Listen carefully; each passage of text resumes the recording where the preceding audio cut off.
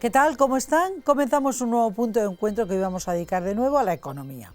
Tal como les dijimos, vamos a dedicar la tertulia económica que hacemos cada semana a conocer las propuestas económicas con las que se presentan los distintos partidos políticos a las elecciones del 20 de diciembre. En el anterior programa analizamos las propuestas de Podemos y hoy valoraremos algunas del programa económico de Ciudadanos, comenzando por la fiscalidad. Ellos proponen, los de Ciudadanos, bajar el IRPF en todos sus tramos y también bajada de otro impuesto, el IVA. A mí todo lo que sea bajar impuestos me parece bien. Dicen que van a priorizar, si llegaran a gobernar, el gasto para invertir mejor, reformando la administración y eliminando duplicidades. Creo que algo de esto ya está hecho. Que lucharán contra el fraude, el blanqueo de capitales y los paraísos fiscales. Proponen también fusionar la inspección de la Seguridad Social y la de Hacienda. Esto en cuanto a impuestos. Luego en empleo, pues las propuestas más destacadas serían la eliminación de los contratos temporales, ir al contrato único y que estos sean indefinidos. Hablan de salarios dignos con un complemento salarial anual para salarios bajos o empleos precarios. Y han cuantificado en 5 millones los hogares que lo recibirían. El coste, dicen ellos, que no superaría el 1% del PIB. También quieren implantar un seguro contra el empleo, será contra el desempleo. Seguramente lo habré cogido yo mal, que consistiría en bonificaciones en las cotizaciones a la seguridad social, a las empresas que despidan menos, y pondrían en marcha un plan de choque para los parados de larga duración con cheques que se podrían utilizar pues para pagar cursos, tutorías individuales y programas remotos por ordenador. No he leído que para ayudarles a comer todos los días vaya a haber algún tipo de ayuda a los parados de larga duración, pero en fin. También dicen que impulsarían una ley de segunda oportunidad para las personas físicas deudoras, ya sean consumidores o empresarios. En virtud de las decisiones judiciales, podrían verse incluso exonerados de parte de sus deudas. Luego hablan de innovación y empresa, y en innovación proponen crear una red de institutos tecnológicos por temática. Y también potenciarían, dicen ellos, la innovación y la implementación de nuevas tecnologías en las empresas. Y en cuanto a los autónomos y pymes, dicen que reducirán a 50 euros la cuota de autónomos el primer año y una cuota variable el segundo en función de los beneficios. Esto de lo de los 50 euros, esto ya está funcionando, pero bueno, ellos lo dan como novedad. También para los autónomos que ingresen por debajo del salario mínimo tendrían alta gratuita, que esto yo no lo he entendido, ¿será que le van a devolver lo que han pagado de alta? Y eliminarían la cuota mensual a la seguridad social. Y los que tengan ingresos superiores al salario mínimo, pues cuota variable en función de beneficios. Esto me parece bien, francamente. También dicen, eso sí, de forma indeterminada, como todo lo demás, que van a favorecer el funcionamiento y la productividad y crecimiento de las pequeñas y medianas empresas, y que implementarían medidas para mejorar el crecimiento de las empresas en general. Bueno, pues para valorar todos estos puntos que les he comentado del programa económico de Podemos, me acompañan el redactor jefe del área de Economía de Libertad Digital, del Libre Mercado, Manuel Llamas. ¿Qué tal? ¿Qué tal? ¿Cómo Muy estamos? buenas, un placer. Pues lo mismo digo, yo encantada. A ver si ponemos un poquito de luz sobre todo esto. Pues no te creas porque yo lo he entendido muy bien, ¿eh? Todo es tan ambiguo que, en fin, ahora lo detallaremos. También nos acompaña, como es habitual, el economista, el doctor en Economía, Óscar Romera. Óscar, ¿qué tal? ¿Cómo estamos? Pues muy bien, encantada de estar con vosotros, Mabel. Pues vamos a comentar todo esto. Si queréis empezamos por la fiscalidad, los impuestos, como nos afectan a todos. Pero eso, bajaremos, además le oí a Albert Rivera decirlo, bajaremos el IRPF. No, matiza un poquito más, ¿no? Bueno, lo que propone básicamente Ciudadanos es reducir los tipos del IRPF y también los tramos. En la actualidad superan ampliamente el 40% y Ciudadanos los propone bajar el tipo marginal máximo hasta el 43%. Básicamente lo que promete Ciudadanos es que todo el mundo, con independencia de su nivel de renta, pagará menos impuestos por IRPF, lo cual es positivo. También avanza la posibilidad de reducir el IVA, aunque eso ya lo veo algo más complicado, porque lo que no es compatible en ningún caso es bueno, pues, tratar de rebajar impuestos de forma muy sustancial si no se aborda una profunda reforma del sistema público, del sector público. Pero todo lo que sea bajar impuestos sea bienvenido. Por lo tanto, la bajada de IRPF me parece destacable, la bajada de impuestos indirectos en general también.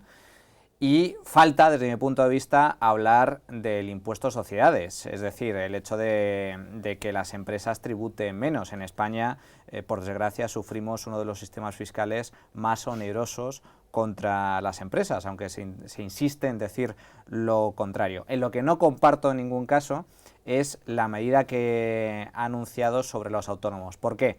En esto coincide tanto Ciudadanos como algunos otros partidos. Hablan de que los autónomos paguen impuestos en función de sus ingresos. En la actualidad eso cambiaría mucho la fiscalidad de los autónomos, porque en la actualidad la inmensa mayoría de los autónomos, casi el 90%, se acogen a la base mínima, es decir, pagan en cotizaciones sociales lo mínimo que les corresponde. Que ya es mucho si no tienes ni un céntimo de ingreso. Que es una barbaridad. Lo que pretende Ciudadanos y otros partidos políticos es que tributen como cualquier trabajador por cuenta ajena, de tal forma que eso se traduciría en una subida muy sustancial de los impuestos que en estos momentos pagan los autónomos, lo cual desde mi punto de vista es una pésima noticia. Pues ahora entraremos, lo comentaremos, oiremos lo que nos tiene que decir Óscar Romero al respecto, pero he de decirles que cuando les he saludado a mis invitados he dicho, y para analizar el programa de Podemos, las propuestas económicas, no es de Podemos, es de Ciudadanos, ya he dicho que la de Podemos fue la que hicimos la semana pasada, pero ha sido un lapsus. Hoy estamos analizando las propuestas del programa electoral, del programa económico de Ciudadanos. Efectivamente, Mabel. En este sentido, desde mi punto de vista, el programa económico que ahora mismo ha presentado fundamentalmente el profesor Garicano y su equipo, desde mi punto de vista lo que hace es una supuesta bajada de la tributación directa, llámese IRPF y el impuesto a sociedades, y ya lo explicaré a continuación, cuantificada entre 12.000 a 16.000 millones de euros. Ahora me explicaré un poco más. Y luego, desde el punto de vista de la tributación indirecta, indican que se va a bajar el IVA. Y yo no estoy muy de acuerdo en que esa bajada del IVA que anuncian sea real o sea inocua en relación al sistema actual. Ahora me explicaré también. Desde el punto de vista de la tributación directa, lo que hacen es, van a rebajar todos los tramos, ¿no? La última propuesta, esa fue la propuesta que hicieron en abril. En esta última propuesta creo que la semana pasada la han matizado y en vez de 3 tramos van a hacer 4 tramos, van a ir el 18% del 43, bajan al 42%. Por lo tanto, estamos hablando aproximadamente de un coste en esa rebaja de unos 4.300 millones de euros, que no sé cómo los van a repartir. La financiación va a fraude fiscal, como siempre, ¿no? Luego ya veremos a ver cuánto es lo que se recauda de una forma efectiva. Y ahí sí que me gustaría incidir en 2 cuestiones, ¿no? La anécdota que hubo en su día para los asalariados, para los contribuyentes que son solteros, que en vez de bajar impuestos se les subía, ¿no? Según la propuesta inicial que hacían, sino yo ahí me incidiría un poco en el detalle, por ejemplo, de comparar cuál es el sistema tributario actualmente, la reforma tributaria en relación a una familia, por ejemplo, de 3 hijos, en relación al sistema vigente, que ahora mismo hay la reforma reciente, con la reforma que propone Ciudadanos. En ese sentido estamos hablando, por ejemplo, de un matrimonio con una ganancia de 28.000 euros al año con 3 hijos, cuota líquida a pagar a la hacienda pública con el sistema vigente 551 euros, cuota líquida a pagar por el sistema que propone Ciudadanos 1.200 euros. Es decir, esto ya es ir al detalle, ¿no? En cuanto a operación. Desde el punto de vista de ese complemento salarial anual, que es un impuesto negativo, es un crédito fiscal, lo que hace, a mí me recuerda un poco quiero incidir en las propuestas, luego ya incidiremos en otras que a mí me parecen positivas, pero me quiero detener un poco en las que yo veo, en fin, bajo mi punto de vista, quizás que no faltan, que hay que analizar más en detalle, no tienen que caer más al suelo. En ese sentido, yo creo que este crédito fiscal me recuerda un poco a la deducción por vivienda del 15%. ¿Cuál es el beneficiario de esa deducción del 15% de la vivienda? ¿El comprador o el que vende la vivienda? Pues aquí puede pasar un poco lo mismo, en el sentido de que... Yo creía que era el comprador. No, pues es el vendedor, finalmente. En este caso, lo que propone Ciudadanos con el complemento salarial es beneficia, desde mi punto de vista, no al trabajador, que sería la medida, sobre todo a los trabajadores que tienen menos renta, sino quizás al empresario. Incidiría en una bajada del salario y el beneficiario último sería el empresario. Ellos dicen... A ver, esto no lo he entendido bien. O sea, a ver, esto yo creo que lo expliquemos un poquito mejor, pues yo no lo he entendido, ¿eh? En ese sentido, el complemento salarial lo que te hace es decir, es una ayuda que das a la gente pero si estás dando al trabajador. Sí, lo que pasa es que el empresario está descontando esa ayuda y puede incidir a la baja en la retribución que va a percibir el trabajador. Que a la hora de, a ver, como el empresario cuenta con que le van a dar este dinero, le va a pagar menos. Automáticamente Eso hay estudios en Estados Unidos, en algunos estados de Estados Unidos se aplica este tipo de complemento salarial, efectivamente, y se ha comprobado empíricamente que bueno, pues muchas empresas lo que hacen es, si el Estado te va a pagar 300 euros de complemento salarial, 300 euros que me ahorro yo. Menos. Claro, sí, pero, por lo tanto, al final hombre, el trabajador... ¿no es justo? Bueno, pero es que desde mi punto de vista es un incentivo totalmente perverso. O sea, no se tiene por qué implantar un salario mínimo, ni se tiene por qué repartir una renta básica universal, que es lo que propone Podemos y analizamos la semana pasada, ni es factible tampoco, desde mi punto de vista, porque genera incentivos perversos, aplicar este tipo de complementos salariales. Desde mi punto de vista, el complemento salarial es el menos perverso de estos sistemas, de estas modalidades, pero aún así sigue siendo perverso. La tragedia en qué reside, o cuál es la clave. La clave es que los salarios no se pueden imponer por ley. Para que los españoles cobren salarios muy altos, la economía española tiene que ser altamente competitiva, altamente productiva. Es decir, necesitamos básicamente empresas cada vez más grandes y con más volumen de beneficios. Y de esa forma, si nosotros somos más productivos, también ganaremos más. Por lo tanto, no hace falta ni aplicar complementos salariales, ni salarios mínimos, ni rentas universales. Pero lo que se necesita es una economía productiva. Sí, sobre todo porque... un matiz sobre esto, que yo siempre he tenido mis dudas. Yo creo que aquí lo que perjudica mucho en el desarrollo de que las grandes empresas y sobre todo las medianas y las pequeñas puedan generar más empleo es el tema de la negociación colectiva. Sí, efectivamente, bueno... Que lo único que hace es perjudicar, me parece a mí, bajo mi punto de vista. O sea, tú no puedes hacer una negociación para el sector y medir a todos por el mismo rasero, porque todas las empresas no funcionan. Pero yo creo que ahí lo que propone Ciudadanos, sobre todo por el salario de reserva, focalizan el ejemplo en Estados Unidos. Es decir, el mercado laboral español no funciona como el mercado americano. Pues claro, es decir, que no. En ese sentido, ellos creen que el funcionamiento del mercado español va a ser parecido al americano. Eso no es cierto. Y luego, desde el punto de vista del impuesto de sociedades, dejando con la matización del IRPF la ayuda de 500 euros a los pensionistas, que la cuantifican en 441 millones de euros, y hombre, hay 9,2 millones de pensionistas, a 500 euros a mí me salen 4.600 millones de euros, a no ser que lo quieran repartir nada más que para 880.000 pensionistas o darles a todos los pensionistas 48 euros anuales, ¿no? Eso tendrían que matizarlo también. Desde el punto de vista del impuesto de sociedades, lo rebajan al 20%, la propuesta es rebajarlo al 20%.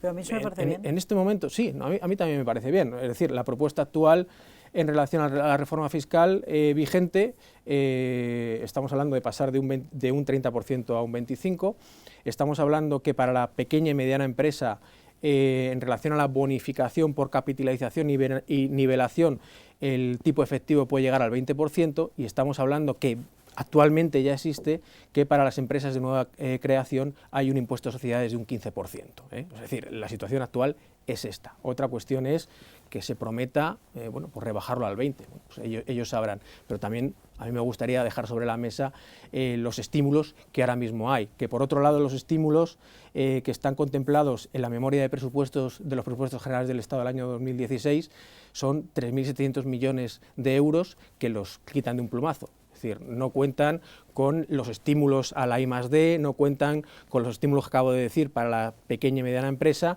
no cuentan con los estímulos al mecenazgo, es decir, renuncian a eso y lo que hacen es, y esperan que por actividad económica, y también teniendo en cuenta cómo es el comportamiento de este impuesto, el impuesto de sociedades, en relación a la economía, que es fuertemente cíclico en relación a cómo va la economía, y también teniendo en cuenta la recaudación que actualmente tiene este impuesto, que bajó en los tiempos de crisis, pero que ahora mismo se está situando en 19.000 millones de euros, se está situando a 2 puntos de la media de la Unión Europea, ¿no?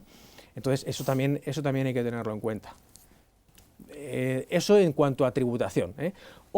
La otra incógnita de la ecuación, para tratar de cuadrar la ecuación, el fraude fiscal.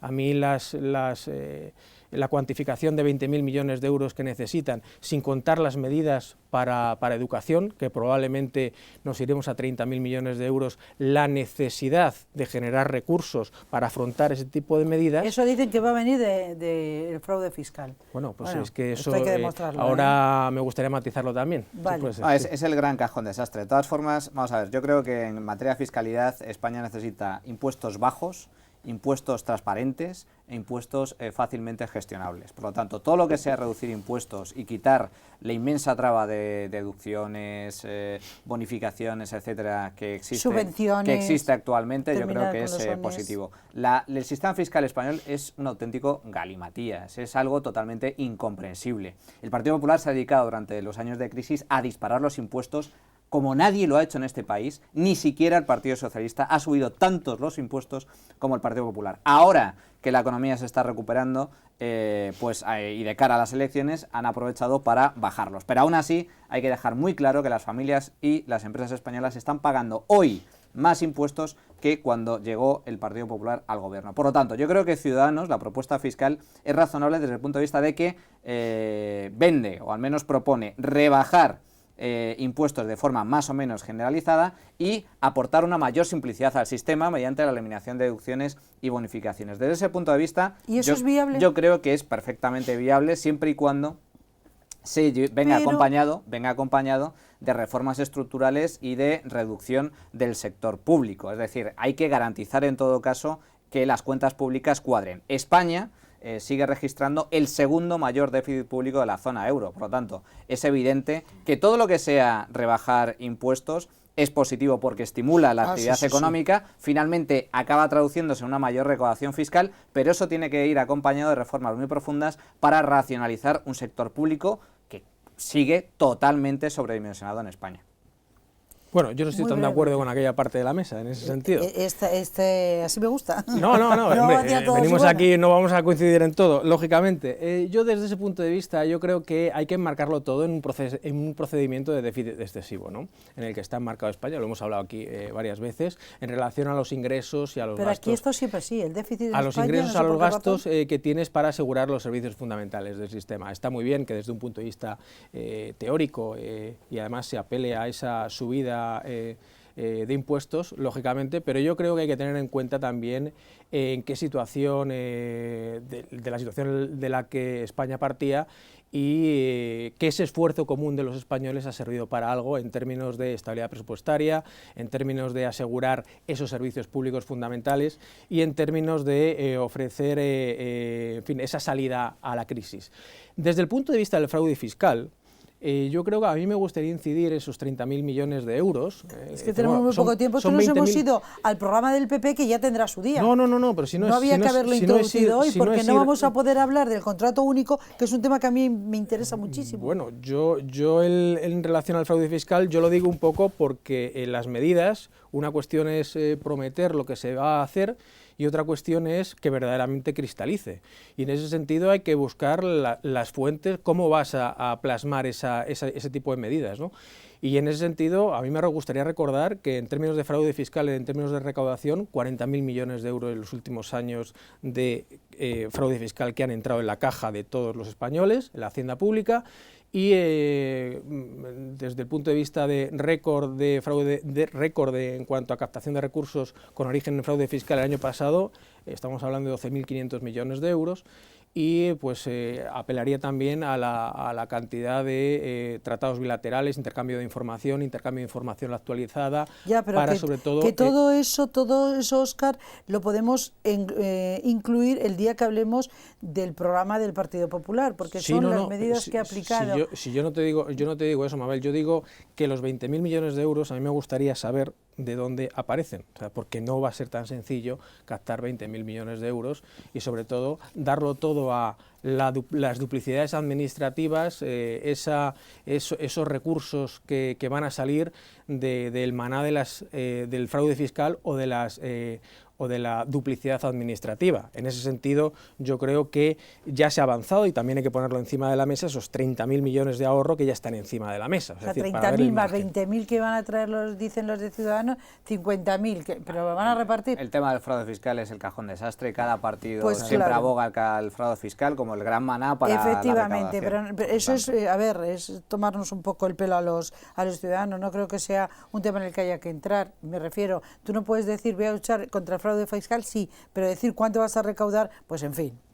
Yo entiendo que puedan decir, hasta ahora, el equipo de ahora ha recaudado tanto, vale, nosotros trataremos de seguir en la línea y tal, pero decir 20.000 millones más, pues en fin. Es completar la incógnita. Claro, de una forma sí que me artificial. gustaría, nos queda muy poquito tiempo, es como 3 minutos, y me gustaría que habláramos del contrato único, que tanto le gusta a Garicano, el profesor Garicano, que tanto siempre está con el tema del contrato único, y ¿no os creéis que tiene muchos más detractores de los que yo en un principio pensaba, leyendo información?